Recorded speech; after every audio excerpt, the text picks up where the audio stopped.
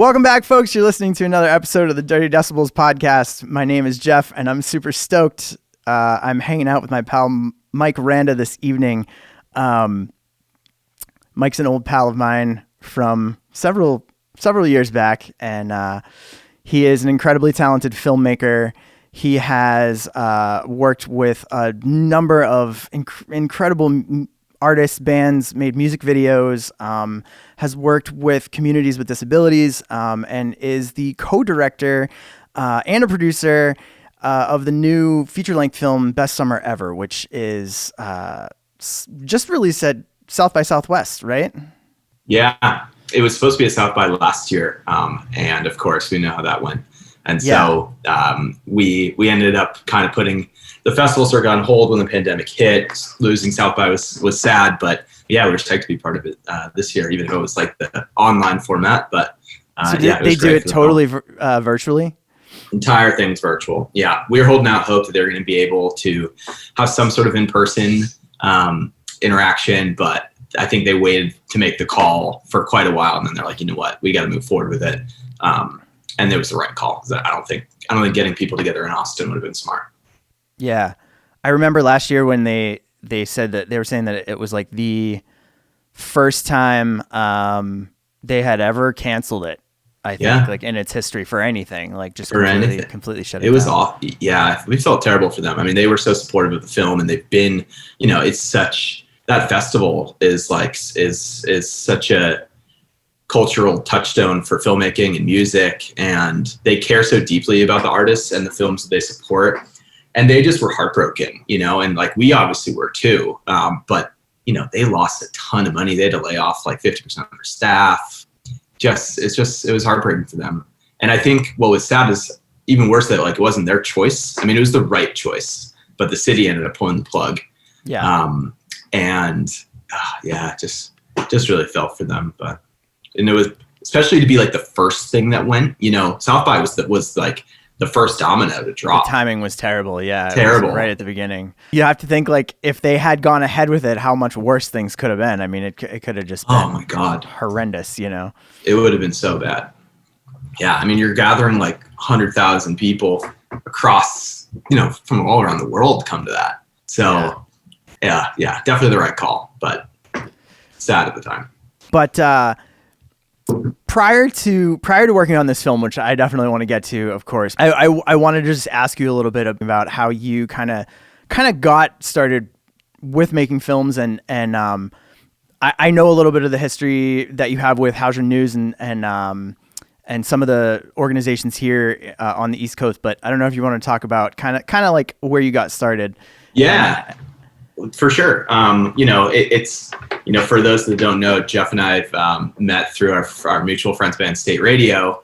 I'd grown up a family friend of the lead singer, Chad.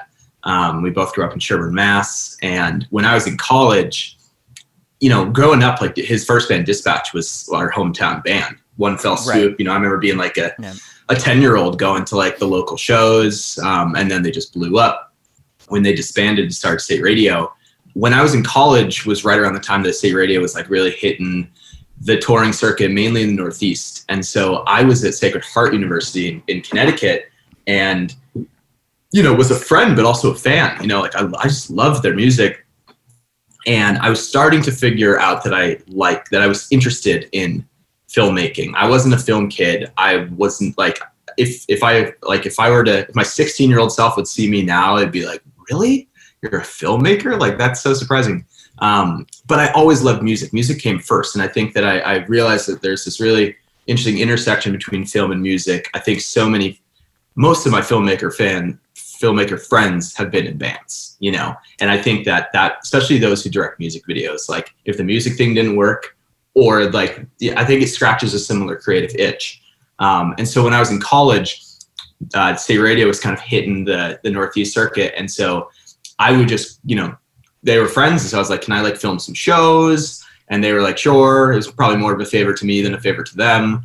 But I was taking some editing courses and just like fell in love with the craft. And so my junior year, like junior thesis or whatever, was just going on the road with those guys for like, a week. I just would like pop to shows and just film side stage and made a music video for their song Revolutionaries, which like I look back and I'm like, man, like I watched that recently, a year ago maybe, and was like, it was the beginning. I could see the beginning of something. It's not good, but it was like I remember how much time I spent and like the rush I got from like editing like a drum fill of Mad Dogs and piecing this thing together. And like, you just get that like creative urge where you're like, this is what I want to do. And so when I graduated from college, I was working in the ad agency, and I was just, kind of burning the candle at both ends. Like, was a kind of an in-house video producer and editor, but that was like so a side thing to me. Like my passion was to start doing music videos for other bands. So that was kind of the beginning of it. Yeah. Yeah. And you've done some seriously incredible work with music videos, like Deer Tick, Delta Spirit, the Menzingers, Rick Ross, MeWithoutYou, just like some incredible artists that you've gotten to work with like over the years too. Yeah, and I've been lucky. I feel like music videos, I have always been fascinated. Like I've always loved music videos, like since the time I was a kid, because I feel like it was it was kind of one of the ways that I first really absorbed a lot of music. It was like watching it back when VH1 and MTV still showed music videos, Right. And in like the late 90s and early 2000s, like a lot of the music I consumed as I was growing up like came through visual means, came through the TV, you know.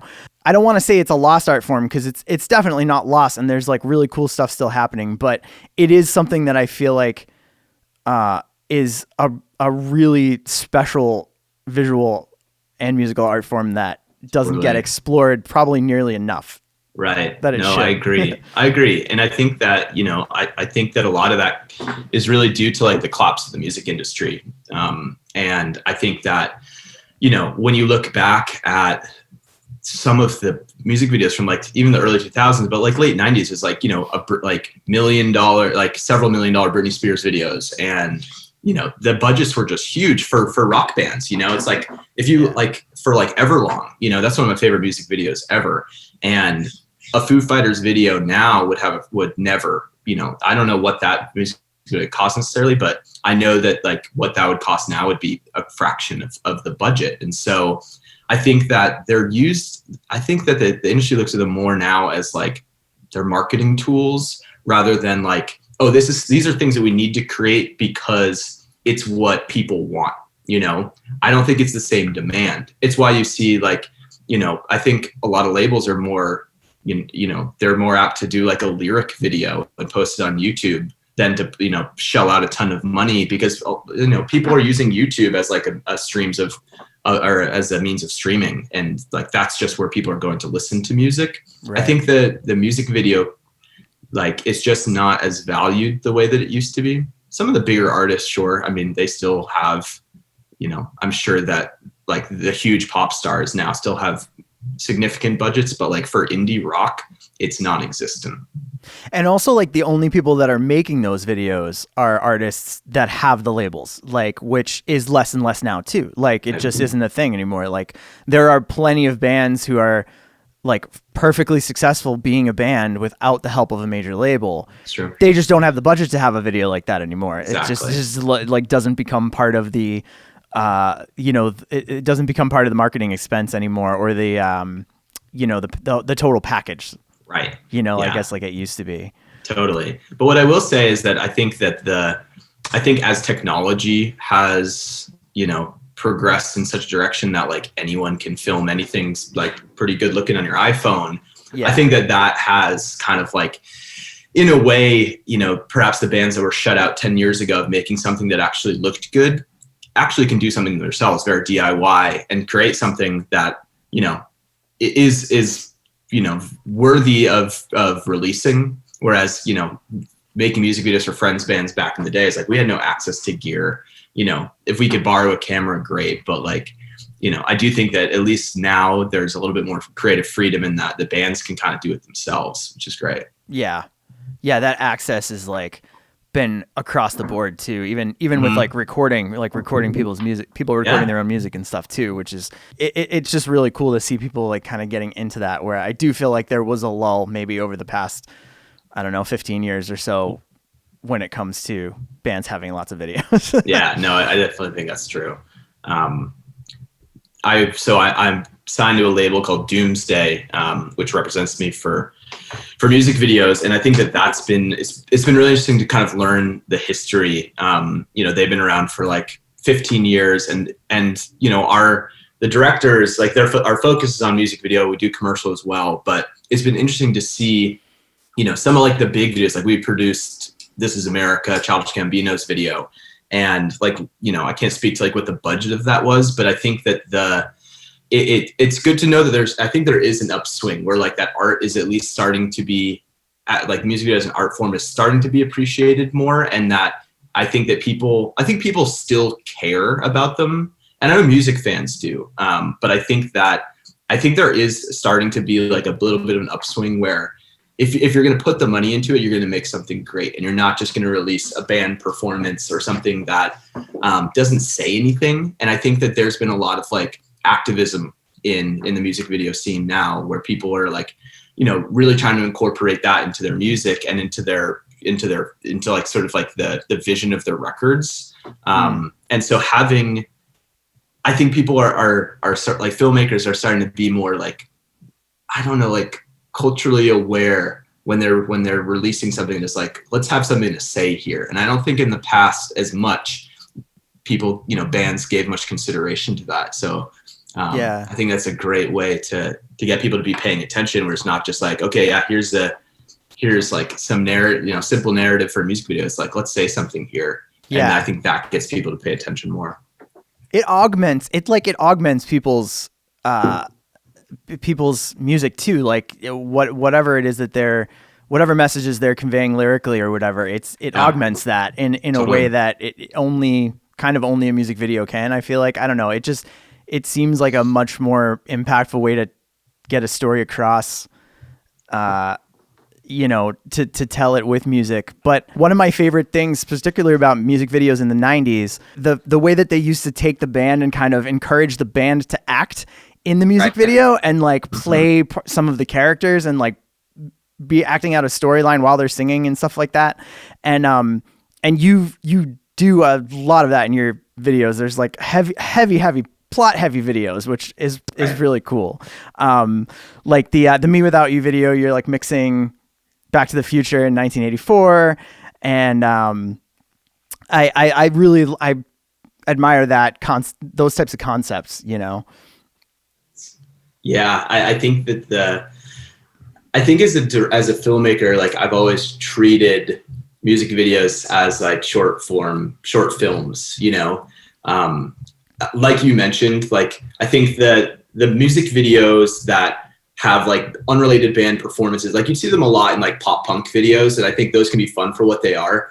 But it's something that's it's never appealed to me. I feel like in fact, I was talking to an artist the other day about how their music videos sort of do lean into that. And it's like, I think labels are like, okay, if we're pushing a pop star, we don't care. We have to have some narrative here, but it's about you, So it's like, we're going to film you completely separately from whatever else is going on. We'll tie it together and people will be like, yay. I can't stand music videos like that. I find it to be a huge faux pas, but I think that encouraging bands, like what's great about the MeWithoutYou video is like, none of those guys are actors at all, right. And when we were talking about, having, the guitarist Mike Weiss play Marty McFly, he was like, I mean, I don't know if you don't want me to do that. And I was like, no, I do. Because I think that is, first of all, I think that fans love to see it. No one expects good acting. And if you can kind of lean into a little bit of the tongue in cheek of it and mix in, and also like, that video really, it's a dark narrative that's mixing. It's kind of like, it's borrowing. I mean, we try to do like a shot for shot of the Enchantment by the Sea dance. And yeah, you go into it and you're like, you guys just like have fun with it. I'm not asking you to cry on camera. Like, let's make this a little hokey, and then you're going to be able to, carry it forward with what you're good at, which is the live band performance. Right. And I think if you can meld a narrative together where the band's performance feels seamless and intentional, it's a great mix because fans want to see the band perform. They want to see the song sung.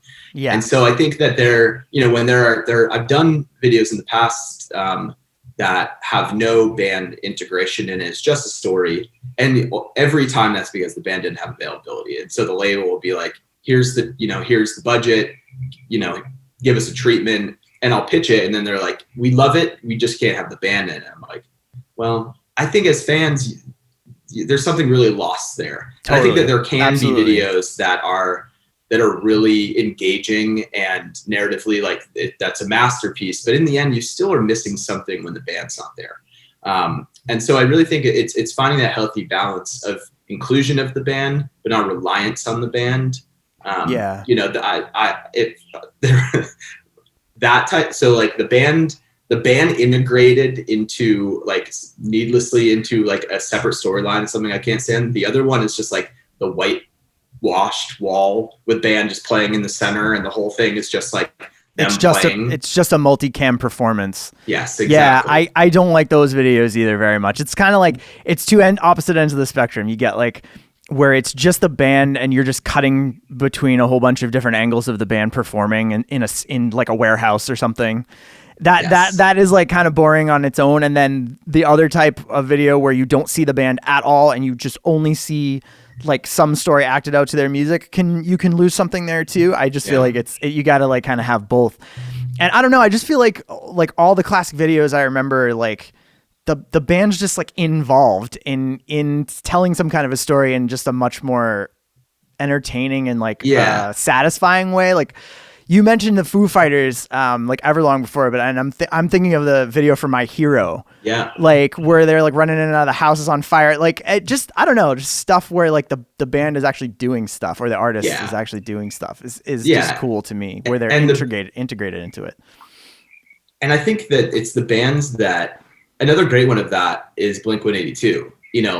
What's My Age Again? Some of their songs, some of their videos are iconic from back in the day, and you could just tell that they cared. And they understood their brand as well. Those videos are they're probably in their early 20s, just goofing off, but there was still an art form to those. And I think looking back, you can just tell when bands get it and when it's just something that they're obligated to do because the label's we need a video from you. And they're like, all right, we don't care what it is, we'll show up on the day. Those are the videos that are forgettable. Yeah, for sure. And again, I think with bands having less and less being on big labels, or being on, if they are on a label, it's maybe more small independent labels, stuff that's more accessible. There's more thought put into it, because it's less of a throwaway, like you said, a marketing type of expense almost. They look at it right. It's more of a, this is a big deal. We're paying for this. Let's actually put a lot of care into, having this be a part of our band and what our band makes. Totally. Yeah. I think for the most part, labels look at it as a monetization tool, just something, if it's a bigger band, they're making them so they can put them on YouTube. They're not made for anything else. They're made strictly for social. There is no broadcast music video. No MTV anymore. There's no MTV. No. I just learned recently that TRL is back, but they don't do music videos. So it's what is that? So where's the request part? What's that? Yeah. What are you requesting? Clips from the Real Housewives or something? I don't get it. But yeah, man, I miss that era. And I wish that, I'm friends with some older directors who were around during that boom, and it just sounds so fun, so much money. And to be honest, I think the thing about it beyond the music videos is it used to be a sustainable career, as a filmmaker. And it's, unless you're making consistently Lady Gaga height budget music videos, you can't live on it. It's completely, it's just the truth. Or Go. Right. And, for a little bit of insight, the vast majority, I'd say 90% of the music videos that I've ever made, I've put my director's fee into and made no money, because that's just what has to be done. You're talking about, if you're trying to make some, and to be honest, that comes from me kind of obsessively making the art that I want to make. And so if a video is, let's say I have a $20,000 budget for a video and I've dreamed up this thing that I have to make happen, I'm going to put every dollar into it, because at the end of the day, I'm going to walk away with $500 because that's all we could allocate. It's like, I'd rather put that into like the best lenses, or having like that extra piece of, set design that's really going to bring this thing whole. And I've been lucky that I've been able to like, work on commercials and be able to work on a feature for the past couple of years. Not everyone's in that position. So I totally understand other directors who can't do that. And it's not something that I want to always do. The bigger the budgets that I have, the more like comfortable that I can feel to be able to like have a sustainable life doing it. But it's so much work to get music videos off the ground that you don't have the same support either. It's like in the commercial world, when you are pitching on a commercial for, let's say, I don't know, Coca-Cola, and you're doing it through an agency, they do a triple bid. And so basically the agency comes up with like the creative, and they go out to 3 production companies and say, hey, we want one of your directors to pitch on this. And you come up with the treatment, and you're one of 3 people that may get the job. In music videos, it's like the Wild West. I've pitched on music videos before and found out after the fact that Spike Jonze was sent the treatment, Wow. And then also talking to other friends who are directors, and they're like, yeah, I got that too. And it's like, labels just shoot it out. And they're like, yeah, let's see, because they want to get the artists as many, options as possible, because there are so many people hungry to make music videos that they're like, we'll just send it out and we'll see what we get. And more often than not, when I've been awarded a video and sort of become friends with the bands after the fact, they're like, we get a stack and we'll read like the top 5, and we're like, all right, yeah, we're on tour. We can only spend so much time looking at these, and we liked yours the best. But the amount of like, I have like a Google Drive folder that just has like all these, dreams that are in the ditch of like really great ideas that will never see the light of day, because, and there's just not that transparency. And that's what's kind of broken in the music video industry, that there's so many of us that are hungry to do it. And we're all like willing to spend the time for free to try to make this creative vision come to life. But we have no idea most of the time how many other people are actually, how many other directors are competing looking at it too. Yeah. Wow. It's really crazy. I would never have really, I guess not really even thought about that. Especially if you don't have the support. Like Doomsday is reputable enough that like they wouldn't send me out into something like that anymore. But I get hit up by labels independently as well that I've worked with a lot. And there's not the same sort of protection, because they're like, yeah, like we have tons of directors that we like to work with. We send out to everybody.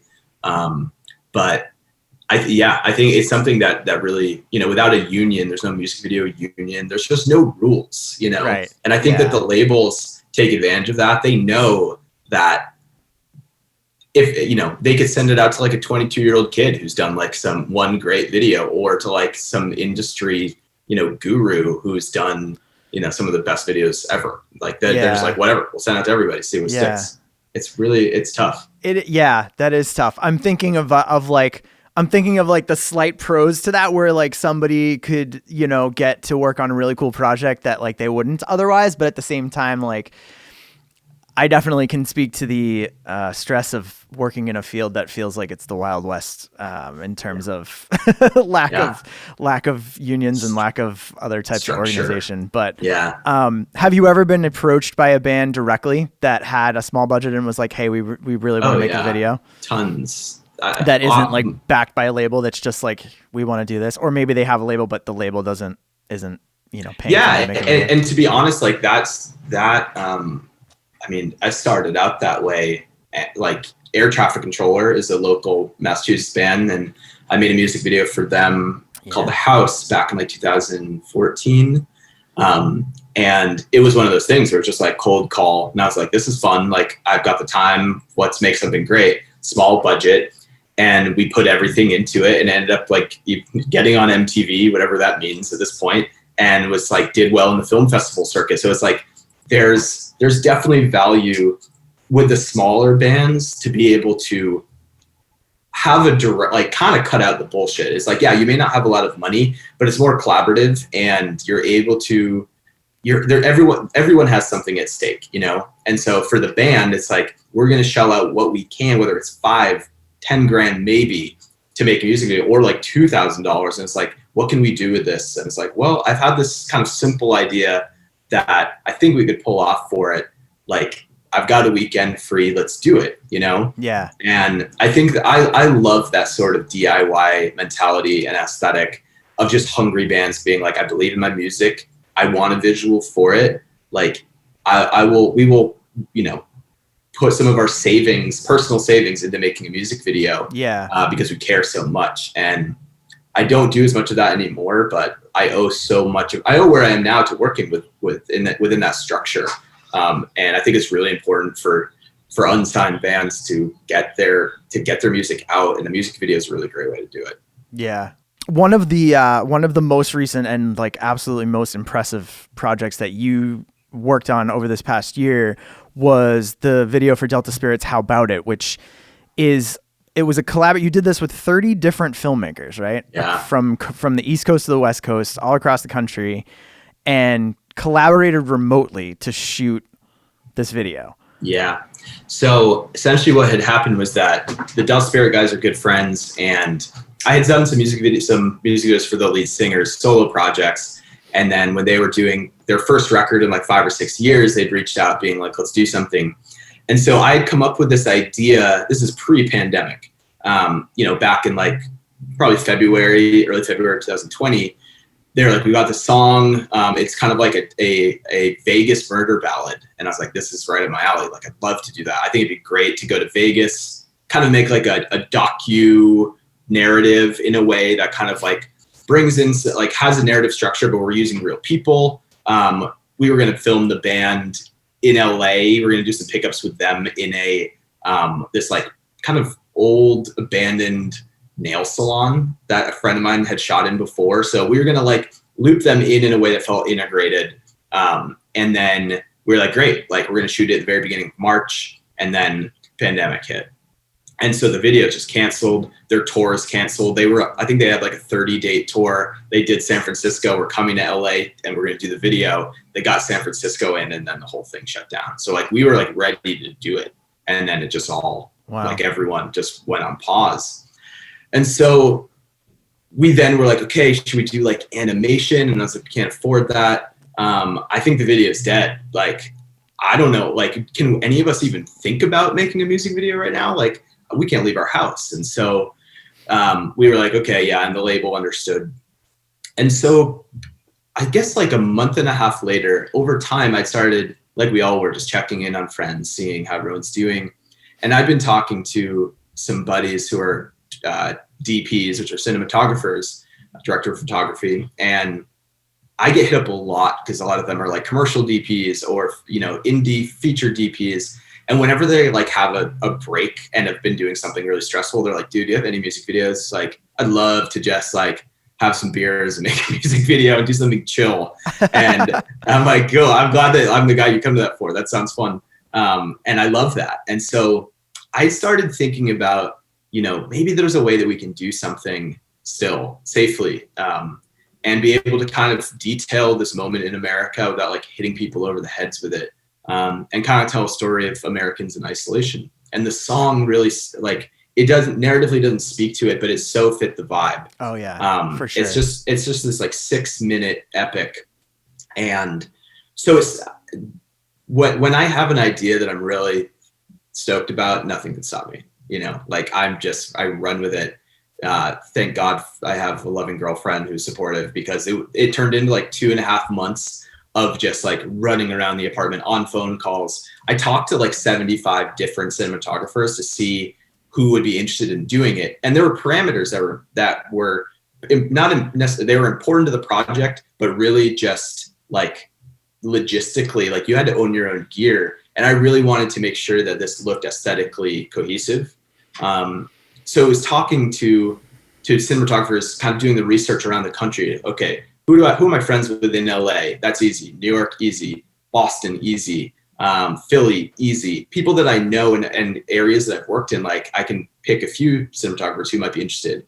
But I'm trying to hit like ambitiously at first, I was like, we're going to hit all 50 states. We're going to find someone in 50 states to do this. There's going to be footage in the video at least once from every single state. Exactly. Yeah. And then I realized that would just be a hodgepodge that just wouldn't work. And also what I found is that like, they're like, good luck finding someone in North Dakota, they're just what people like, there are states where there's just no industry at all. And people come to film there because they want to show that world, but there's not like filmmaking infrastructure there. Or if they're into it, they move out. Like if they're into making films, they go to the coast. For sure. Yeah. I mean, I live in LA. It's just a bunch of transplants. But we ended up signing 30 people onto it. And then from there, it was like, what story can you tell? Because it's not like, oh, I can just, I've got this guy, he's got this bar. It's like everything's closed. And so, it was really digging into who these people were. And the vast majority I'd never met before. So it was just a Zoom call being like, hey, like you have the gear, you're interested in doing this. That's awesome. But what's the story you can tell? Who do you have access to in a safe way? And so that turned into a really, really fun project where it was really understanding these people's lives and being like, I have, my girlfriend is a dancer, and she's been so she's like, everybody has been like really just spinning because she's not able to like express herself or be able to do what she wants. She dances from home just to get this frustration out, and I was like, capture that, like that's so emotionally, like that just like checks that box completely. Yeah. And then, another one was like my friend AJ is a disabled guy who lives in Atlanta. And, I think as hard as the pandemic is on everybody, the isolation for people with disabilities is really something that's been, on my mind a lot, having a lot of friends with disabilities.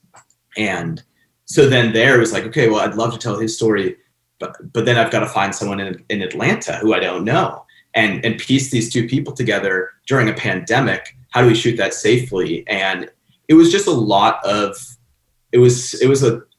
just like, throwing things down and seeing what sticks. And, we came up with a lot of storylines we're really excited about that we found out like we couldn't do safely, Right. So in the end, it was like empowering people to tell their stories and really like own their vignette. Because that's basically what I asked everyone to do. I was like, tell a story here, bookend it somehow. It's not going to make it into the video, but pieces of it. I might be able to have 3 shots that can tell that story like cohesively from the beginning to the middle to the end. And that might be as simple as showing someone inside their house, showing some sort of frustration, and then like the release of even just getting outside, because that resonates with people. We're all cooped up, and so it turned into probably what I think is the best music video I've ever done. And I think those are of course the silver linings we're always searching for within this like hellhole experience of COVID.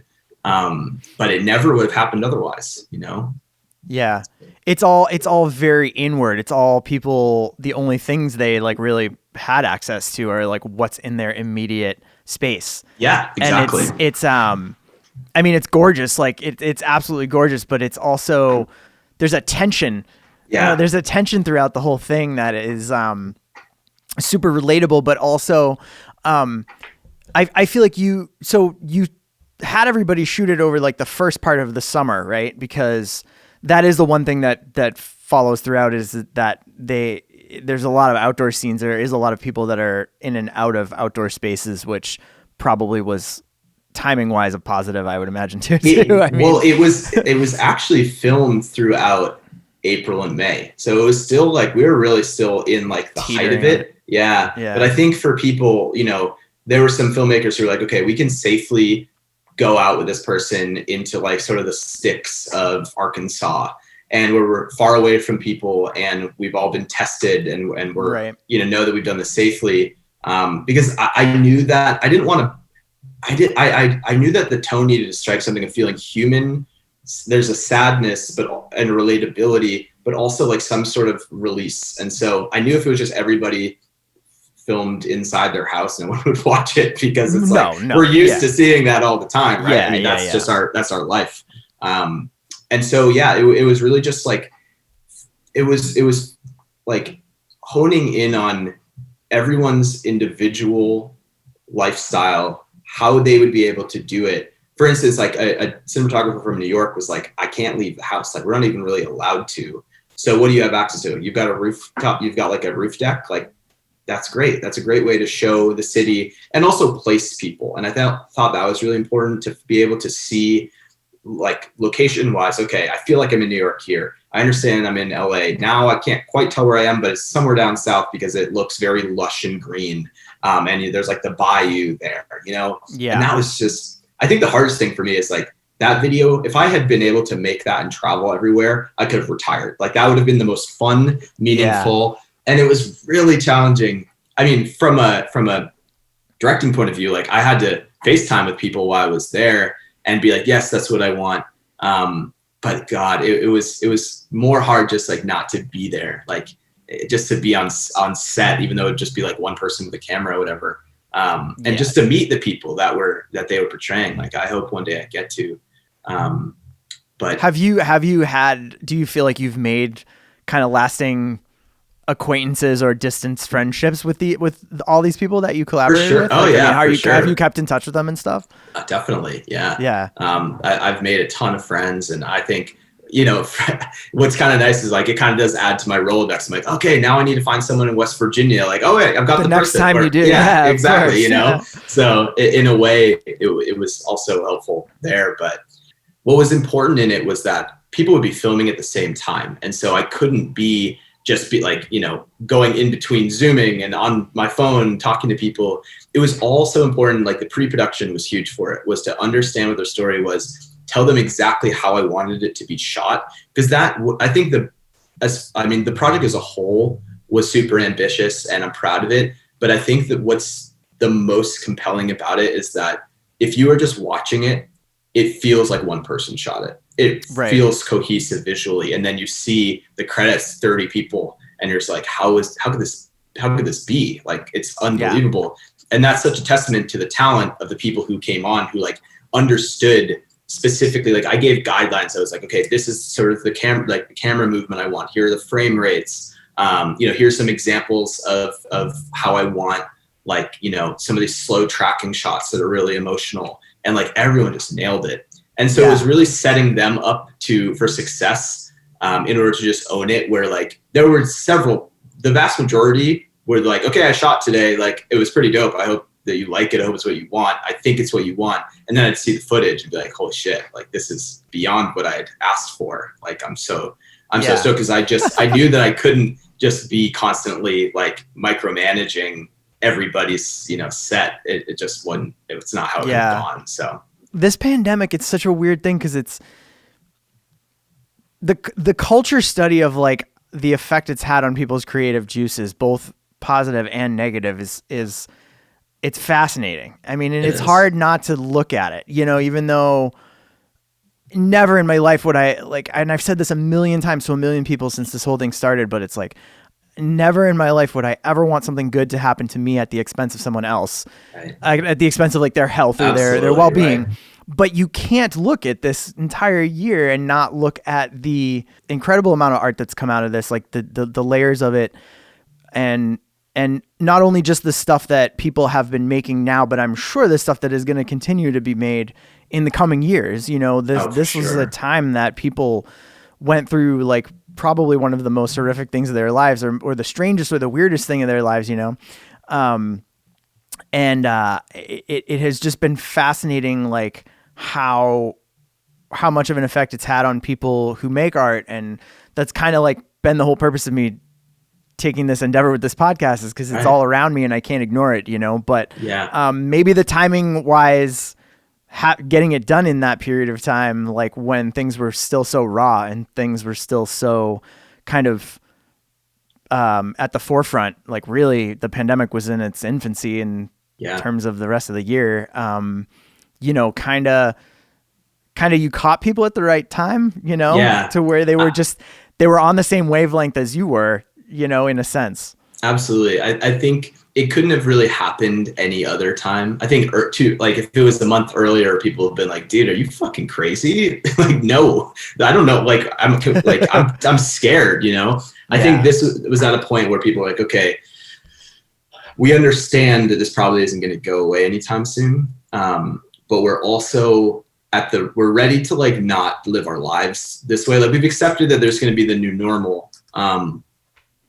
Let's, you know, try to make something in that time and be able to, you know, take a step forward. I think that before that, like we all were like, okay, we're supposed to stay home and we know that. And like, that's what's best for everyone. But I think at some point people's mental health come into play, you know, and have this whole time. And I think as creators, it's like, it's not about like, oh, we need to go make this COVID project. It's like, we need to make art because that's what we do. That's what drives us. And so I think there was something really, you know, resilient about the people that were involved in it, because, you know, that's what they lived to do. And they just weren't going to like sit around anymore. If they could do it in a way that felt safe and responsible, you know, you can't put your life on hold forever. And so I think that, and then like after it, you know, things started to open up again and people were working more. And the industry is sort of, you know, the film industry had been able to like find working measures that were safe for people to be on set again. So yeah, it was this like very specific window of time where I think everyone was like, let's make something and do it together. And like, I'm stoked because you know, first, most cinematographers outside of this project, like wouldn't want to necessarily like work, like have their work be part of something with other people necessarily, you know? Yeah. Because they're like, okay, am I putting my work, like, am I filming something for something that's not going to be that great? But I think everyone understood like, this is a unique opportunity. It's probably never going to happen again. Yeah. And I believe in sort of like this filmmaking team that's going to go out with like very specific guidelines, and everyone kind of like there was transparency in like who was shooting it. And I think everyone was like, you know, very talented, but I think people understood that like, I'm not just asking anybody, like I want to find like true, terrific cinematographers to do this. And so, yeah, it was, looking back, it's like, you know, those moments in your life where you're like, you almost have like FOMO of your younger self. Like that was, even though that whole thing was shot at home and it was so frantic for me, it was like, I look back on it already nostalgically. Like I think I'll be chasing that creative itch forever. That high. Yeah, for sure. That high. Mm-hmm. Was the band on board at all throughout the process? Like with like the different types of stories that people were telling and stuff, like how involved were they? Yeah. So that was a really interesting part too. So when I came up with this idea, they were like, awesome. You know, but none of us can be together. And so I assume you don't want us to be in the video. I was like, no, I definitely want you to be in the video, because all 5 of them were in separate locations. So it was like the lead singer, one's in Austin, one's in Montreal, one's in New York, one's in Connecticut, and one was in San Diego. And so I was like, you guys are just going to be part of the story. It's not about, you know, it's not about like incorporating band performance in. It's you guys are real people. You're musicians who are supposed to be on tour right now and are home with your family, you know, like you are truly naturally integrated into this because you're just another storyline. And so that excited them and really excited me. So that, you know, but like finding someone in Montreal was really hard. And then, you know, that's also hard when it's like those people specifically, like the vast majority of DPs were working, like their story was a friend or a family member. This was asking cinematographer to team up with a band member who have never met before, you know? Yeah. And so I think there was definitely a little bit of like nervous energy around that at first, not of like the personal, it just of like, we don't know, you know, we just need to be safe, and like bringing someone into our home, like how can we do this in a safe and effective way? Or just the awkwardness of like, this is a random person. Totally. And there's and like connecting me from across the country, you know? Yes. I think that, but at the same time, I think people in bands are like the most used to like constantly just meeting random people, whether it's at venues or, you know, on tour or whatever. So they all were really gracious in that. But that was something that I was nervous about. And it turned out to be completely fine. But yeah, their involvement was really like, they're friends. So they trusted my vision for it. I think they knew that it was super ambitious, but they're like, you know, if you can pull this off, it's going to be a miracle and it's going to be amazing. And so they're like, if you want to devote 2 months to it, go do it. What else are we doing? That's so cool, man. I think that's awesome. That's just like it's just like the way you like took that opportunity to do that to like accomplish a feat like that is just it's incredible. And I'm anxious to see like too like what other just in general like I'm sure there's things that other people did during this pandemic that I haven't even discovered, you know, that like just the ways that people have like overcome the challenge of like how do we like look at everything differently, like just everything in a different way, you know. No, totally. And like the music that's going to come out of this, like I just don't imagine. Yeah, like, absolutely, man. Yeah, absolutely. The feature film that you worked on that just got released, Best Summer Ever, it's a musical, which certainly seems that your experience with shooting music videos and with integrating music into storytelling and into filmmaking would serve you perfectly to get involved in a project like this. So how did this project kind of start? Yeah, so Best Summer Ever is a integrated 8-song musical that some friends and I made, and it features a cast and crew with and without disabilities. And so I grew up, my parents have run a day program in Massachusetts called the Life Experience School for about 40 years now. So I really grew up like having tons of friends with disabilities. I grew up on a farm, and our school was there for the vast majority of my upbringing. And so like when I started directing, it was always really important to me to integrate friends with disabilities into my work. And that sort of started with music videos the same way, like, you know, you get your friends involved with projects. It's like, okay, well, I need some like extras to be in this scene for a music video.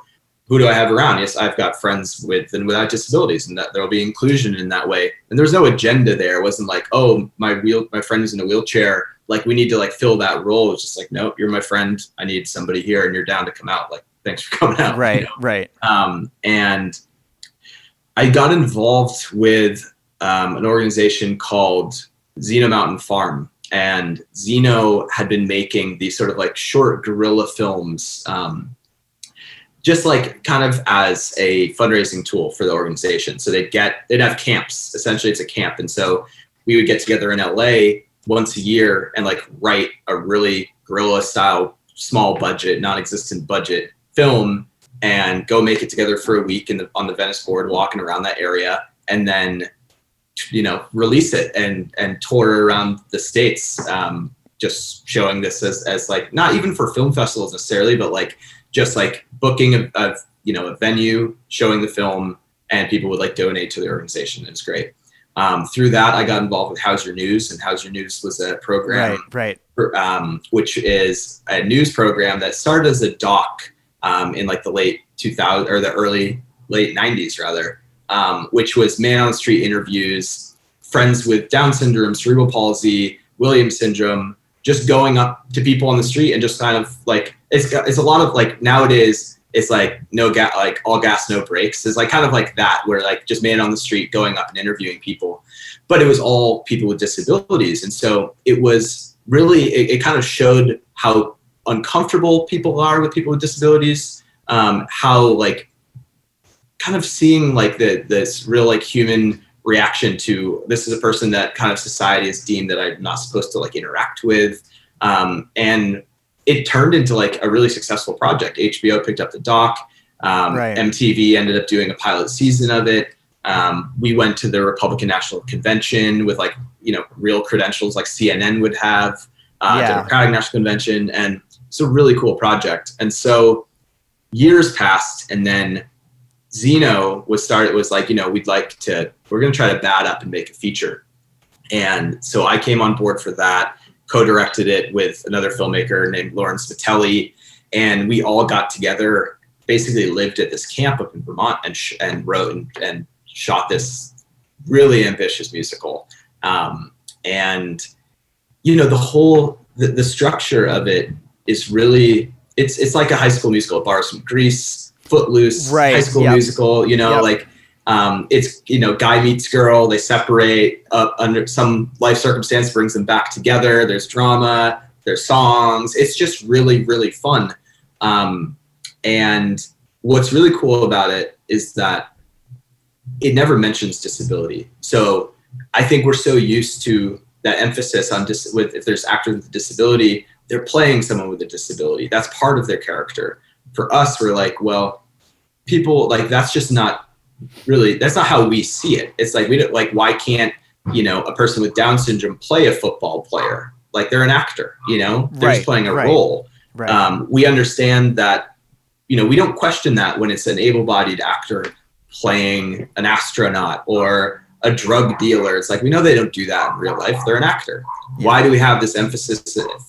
Like, why do we, as like a society, why do we put actors with disabilities into such a box that they can the only value they bring to filmmaking is to highlight their disability. And so for us, we're like, we can have an inner ability love story between a young able-bodied Black guy and a young white wheelchair user. And that relationship can just blossom on screen.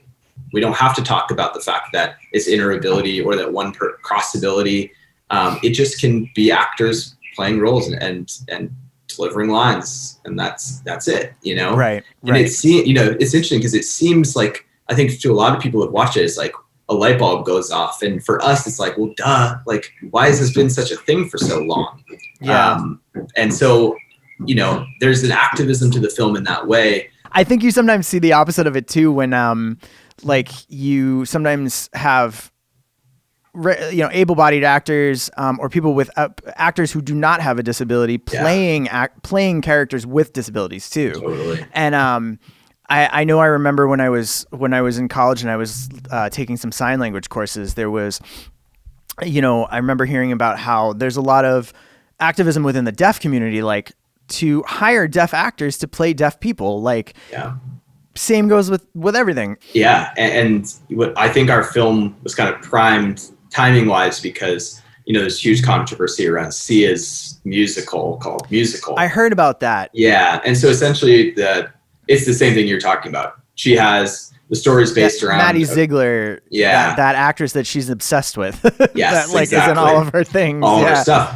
And she, she's great, but she also has no business playing someone autistic when she is not. And so that film, outside of that, I think it was critically panned anyway. It's just like not a great film. I haven't seen it, so I shouldn't judge it, but I do judge it for in 2021, still not getting it. That it's like, how many, Bryan Cranston is one of my favorite actors playing a paraplegic. It's just not okay, And I think what the industry is starting to understand more is that like what the disabled community, what they call that is crypt face. And that's somebody who's able-bodied playing someone with disability.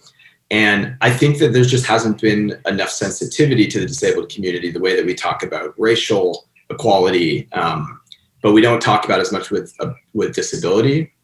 And I think that it's starting to move in that direction. And I hope that our film helps people realize that. We're not hitting people over the head with it. I think that when you watch the movie, the feedback we've gotten is that they go into it expecting for the disability to be center stage because they've seen the trailer or they understand, they've read about it. But then when they watch it, they're like, whoa, like that had nothing to do with disability. There was nothing. It was never mentioned. And it's like, because it doesn't have to be.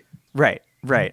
I'm curious to know, like, so how did you find, like, I'm assuming you found your experience making music videos helpful, but how is it different in the endeavor to shoot a feature like this where it's, a full cast and dialogue and speaking parts as well as the musical scenes? Yeah. Like, what is that like? What was interesting is that, so we had, when I came onto the project, like this sort of like the framework had been created. The script hadn't been really written, but we understood the story beats. And there was a music team that was part of it too. It was like, it was all friends that had like been involved in the community.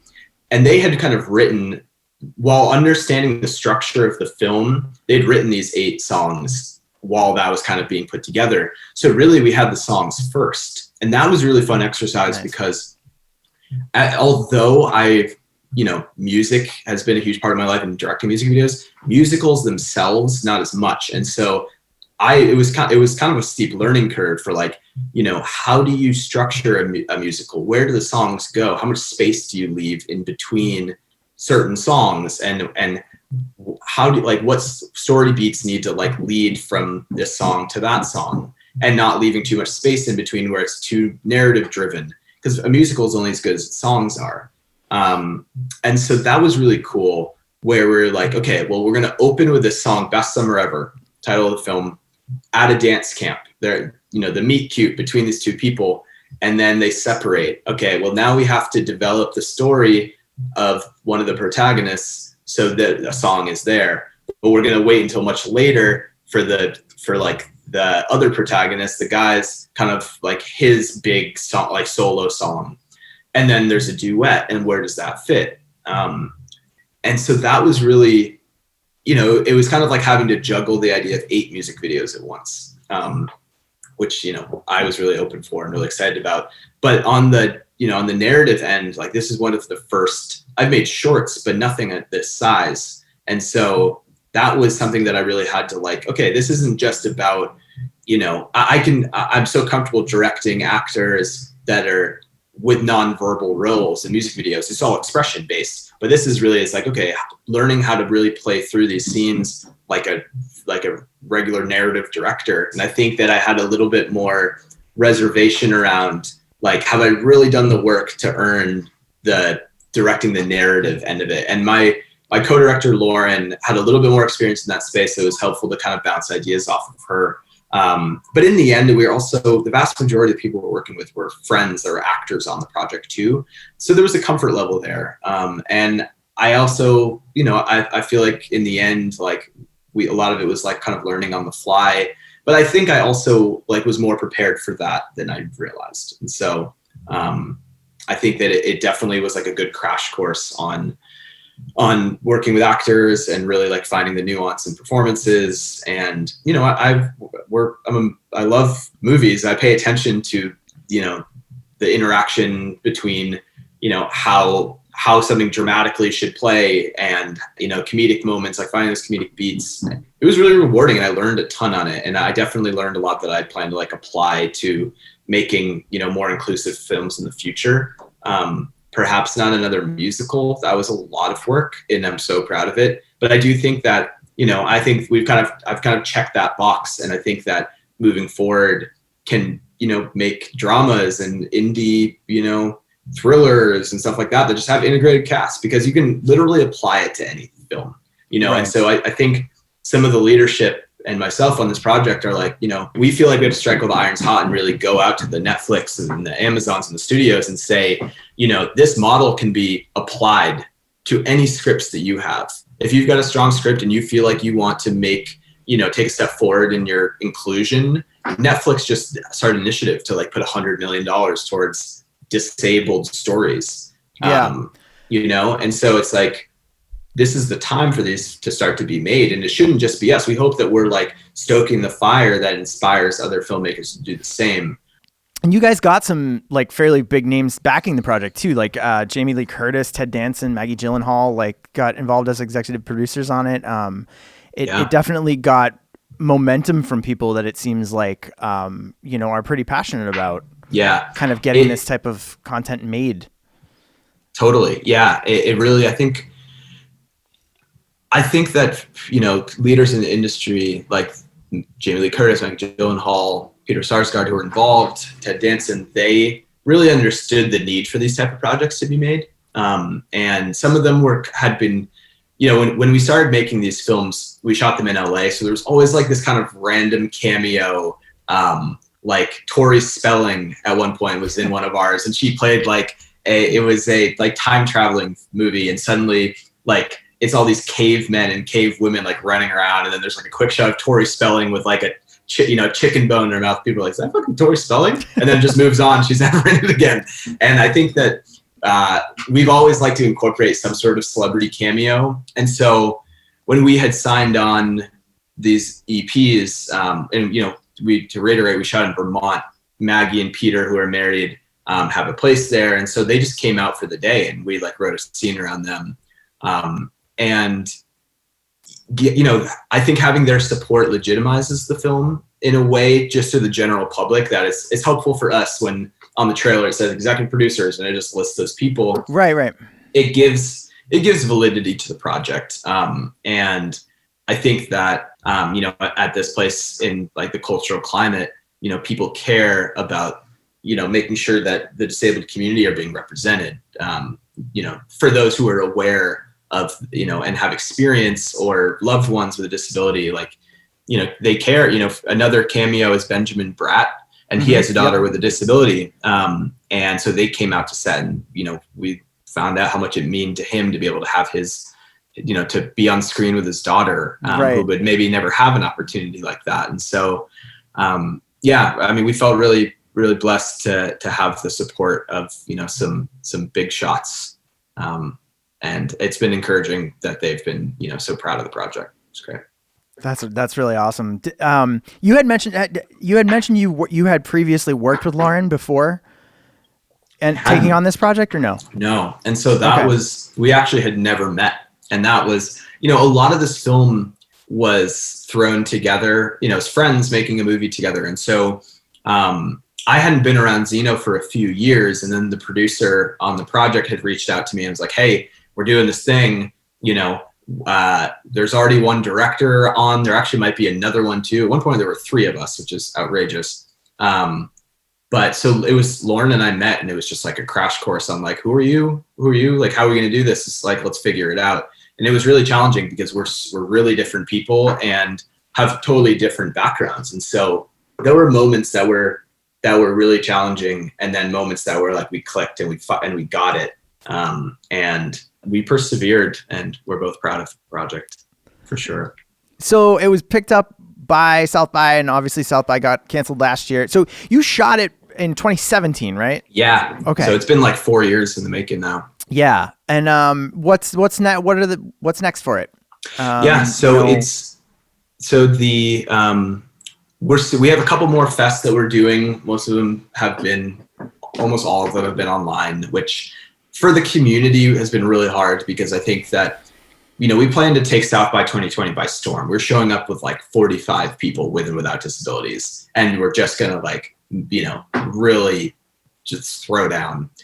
And I think for, you know, for the lead in the film, Shannon DeVito, a wheelchair user, brilliant comedian, great actress, having that moment at South by has been like a dream come true, you know? And so for her to lose that, for our friends with disabilities to like not have that moment, I really feel the loss in, obviously as a director as well. And for the whole team, it's like that South by was the dream.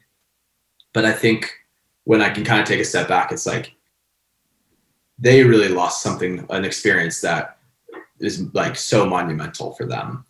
And so, side note, but what's next is the film will be released on April 27th. And so it's actually available for pre-order on Apple TV now. We found distribution. It'll be, I think the distribution team is figuring out like what streamer it's going to after that. But finally, 4 years later, it's coming out, which is, we're just so psyched.